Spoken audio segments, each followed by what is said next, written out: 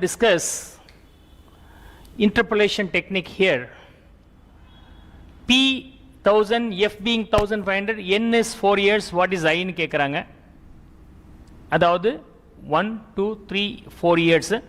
இங்கே 1000 rupees இருக்கு, இங்கே 1500 rupees மாறி இருக்கு. What about the rate of interest ன்னு கேட்குறாங்க. So F is equal to P into 1 plus I to the power N. F வந்து 1500, P வந்து 1000 rupees. 1 plus I to the power N 4. 1 plus I to the power 4. அப்போ 1 plus I to the power 4 is equal to 1500 divided by 1500 divided by 1000.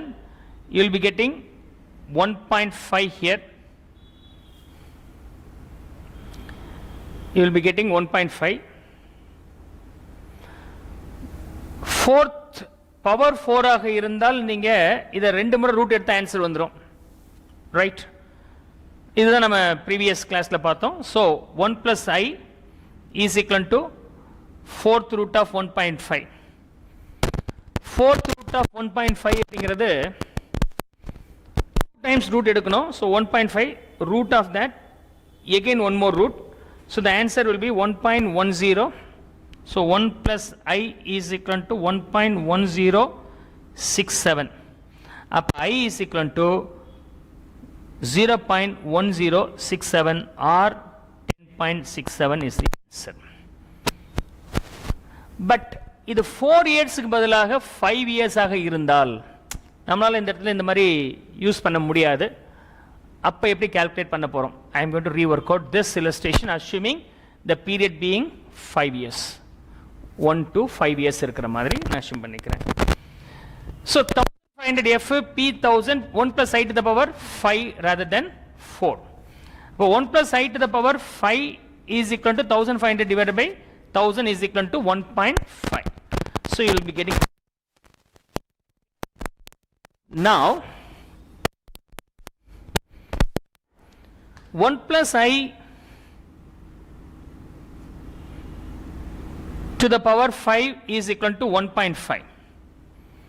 இந்த வேல்யூவை நம்ம எப்படி arrive பண்றது அப்படின்னு சொன்னாக்க பவர் நான் சயின்டிஃபிக் கால்குலேஷன் போடலாம்னு சொன்னேன். Okay 1 plus I to the power n. நீங்க இந்த ஐக்கு நீங்களே சப்ஸ்டிட்யூட் பண்ணிக்க போறீங்க. I assume I being 10%, otherwise 0.1. நீங்களே ஏதாவது ஒரு நம்பரை அந்த ஐக்கு அஷ்யூம் பண்ணிக்கணும். யூசுவலாக ரேட் ஆஃப் இன்ட்ரெஸ்ட்னா இட்ஸ் எனிவேர் பிட்வீன் 4 or 5%லேருந்து ஒரு 20% தான் இருக்க போகுது. Preferably you will start with 10%. அப்போ 10%னா இதை அஷ்யூம் பண்ணால் அஷ்யூம்டு வேல்யூ நான் இங்கே ஃபிட் பண்ணுறேன். 1.1 to the power 5 is equal to 1.5 வருதான்னு முத பார்க்குறோம். Okay, it should be 1.5. என்ன வேல்யூ வருதுன்னு பார்ப்போம். 1.1 to the power 5 என்ன வேல்யூ வருதுன்னு பார்ப்போம். இட் ஷுட் பி 5 இருந்துச்சுன்னா the I is 10%. அப்படிங்கிறது நீங்கள் கண்டுபிடிச்சிடலாம். அப்படி இல்லைன்னா 1.1 இன்ட்டு போட்டிங்கன்னா உங்களுக்கு கிடைக்கும். இன்ட்டு போட்டு ஈக்குவல் போட்டிங்கன்னா 1.21 3 4 5. ஸோ 1.1 to the power 5 போட்டிங்கன்னா உங்களுக்கு என்ன ஆன்சர் வருது அப்படின்னு சொன்னாக்க 1.61051 is the answer. பட் அவங்க கேட்குற answer 1.5. The value what we arrive being I is equal to 10% அப்படின்னு சொன்னாக்க 1.61. இந்த வேல்யூ 1.61 இருக்கக்கூடாது, 1.5 இருக்கணும். அப்ப இந்த ஐயை அதிகப்படுத்தினா இது பெருசாகுமா இல்ல கம்மியாகுமா? whether I am going to increase the 10 or decrease the 10. so 10% இருக்கும்போது இந்த வேல்யூ இருக்கு. இதை நீங்க 12% பண்ணா என்ன நடக்கும்? இன்ட்ரெஸ்ட் தானே இன்னும் கூடும். நீங்க இது 8% இருந்தா என்ன பண்ணுவீங்க? குறையும். அப்ப இந்த நம்பரை இதை குறைச்சி 1.5 கொண்டு வரதுக்கு 10ல இருந்து நீங்க குறைக்கணும். so I am going to use the 9% here. அப்ப 1.09 to the power 5 ன்னு நான் ரீவொர்க் அவுட் பண்ணி பார்க்க போறேன் whether this will be matching or not. so 1.09 power 2 power 3 power 4 power 5. அப்ப 9% போட்டத answer will be 1.5386. will be the answer. அது இல்ல, ஏன்னா எனக்கு எவ்வளவு வரணும்? 1.5 வரணும். so it is not 1.5. so I am going to take 8%. அப்ப 8% 1.08 to the power 5.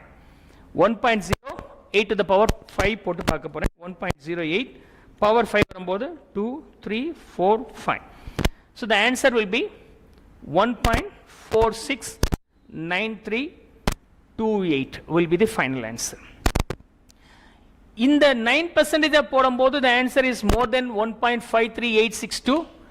8% போடும்போது the value will be 1.469328, but my required answer is 1.5. That 1.5 should be anywhere between these two. Now the answer should be anywhere between 8 and 9. இப்போ பாருங்க இங்க 8% ஆக இருக்கும்போது 1.469328 ஆக இருக்கு.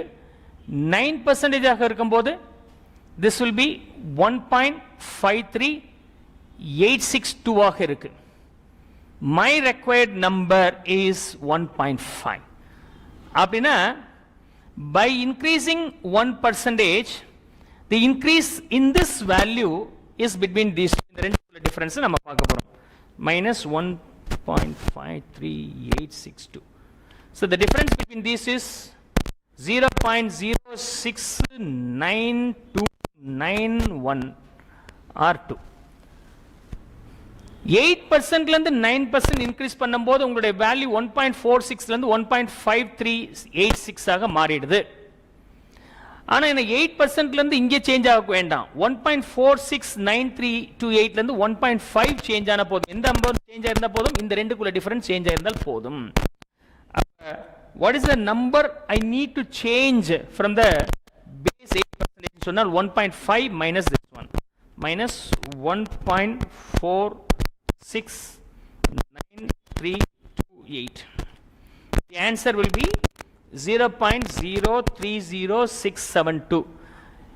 நீங்க 1% சேஞ்ச் பண்ணீங்கன்னா ஓவரால் வேல்யூ 0.06 வருது. எனக்கு அவ்வளவு சேஞ்ச் பண்ண வேண்டாம். 0.03 பாதிக்கும் கீழே அப்படின்னு இந்த ரெண்டுக்குள்ள டிஃபரன்ஸ் இருக்குல்ல 1%, அதுல பாதிக்கு கீழே, அப்ப 0.5% கீழே, அப்ப 8.4% 8.4% ஆக இருக்கும். டக்குன்னு சொல்லிடலாம்.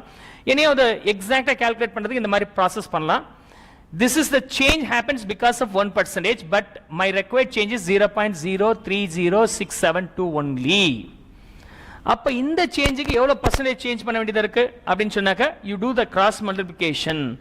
எதை நான் பேஸா எடுத்திருக்கேன்னா 8% பேஸா எடுத்திருக்கேன். அப்ப 8% அதுல இருந்து என்ன பண்ணி ஆகணும், 9 அரே பண்றீங்க. அப்ப பிளஸ் பண்ண அரே ஆகுமா மைனஸ் பண்ண அரே ஆகுமா? 9 பிளஸ் பண்ண அரே ஆகுது. சோ பிளஸ் இத அப்படியே வொர்க் அவுட் பண்றேன். இந்த பார்ட் அப்படியே கிராஸ் மல்டிப்ளிகேஷன் பண்ணும்போது 0.030672 divided by 1% into 0.069292 sorry divided by this in this divided by this value 0.069292 will be the answer. So divided by 0.069292 this will be 0.44. இது வந்து 8. அப்ப 8.44% will be the answer. Okay, இந்த ரெண்டுக்குள்ள difference class interval இல்லையா, 10 9 8. ஏன் sir 10 எடுத்துட்டு data எடுக்க கூடாதா, 7 எடுக்க கூடாதுன்னு எடுக்கலாம். If the class interval range is higher, the value will be more inaccurate. To get the accurate, the class interval should be minute. இப்போ ஈவன் நீங்க 8.5 எடுத்து பாருங்க, it will be very closer. 8.5 க்கும் 8.4 க்கும் நடுவுல பாத்தீங்கன்னா இன்னும் க்ளோசரா இருக்கும். You can also work out and find out whether this 8.44 is still closer or is there any other choices available more closer to the answer அப்படிங்கறது நீங்க கண்டுபிடிக்கலாம். This is also approximate method using interpolation technique. கவனிங்க, அதாவது 9% ஆக இருக்கும்போது 1.53862 ஆக இருந்துச்சு. 8% நீங்க குறைக்கும் போது the value becomes 1.469328 ஆக குறைஞ்சு போச்சு. அப்படின்னா நீங்க 1% rate of interest குறைச்சதுனால the change in the value will be 0.069292 ஆக குறையுது. Okay, so 0.069292 will be the value. 9% இருக்கும்போது 1.53862, ஆனா எனக்கு எவ்வளவு வேணும், 1.5 வேணும் இல்லையா? அப்படின்னா எவ்வளவு குறைஞ்சிருந்தா போதும், 9% இருந்து 8 கொண்டு வந்தீங்கன்னா எவ்வளவு குறையுது? எனக்கு எவ்வளவு குறைய வேண்டாம், 1.53 இருந்து 1.46 போக வேண்டாம், 1.53 இருந்து 1.5 தான் போகணும். அப்படின்னா எவ்வளவு குறைக்க வேண்டியது இருக்கு? 0.03862 குறைச்சால் போதும். அப்படின்னா 1% சேஞ்சில் எவ்வளவு குறைஞ்சிருக்குன்னா I need to reduce only 0.03862. அப்போ what is the percentage to be reduced? அப்போ இதில் எதை நான் பேஸாக எடுத்திருக்கிறேன்? 9% பேஸாக எடுத்திருக்கிறேன். குறைக்கணுமா அதிகப்படுத்தணுமா? இங்கே வந்து இன்க்ரீஸ் பண்ண வேண்டியதாக இருந்துச்சு, அதனால் ப்ளஸ். இங்கே வந்து ரெடியூஸ் பண்ண வேண்டியதாக இருக்குது, அதனால் நீங்கள் மைனஸ் சைன் போட போகிறீங்க. Are you going to reduce or இன்க்ரீஸ்ங்கிறத மைன்யூட்டாக பாருங்கள், மிஸ் பண்ணிட வேண்டாம். So minus cross multiplication, so 0.03862 divided by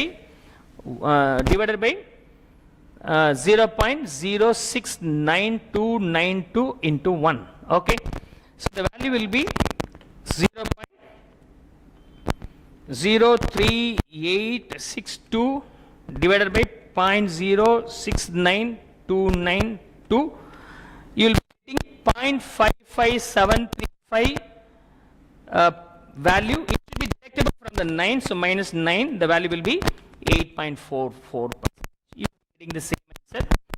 Sign, the minus sign plus sign, miss பண்ணிடாதீங்க. This is the another technique most useful. Almost for all the advanced FM classes, these interpolation techniques are very, very mandatory. Either this way or that way you have to work out, right?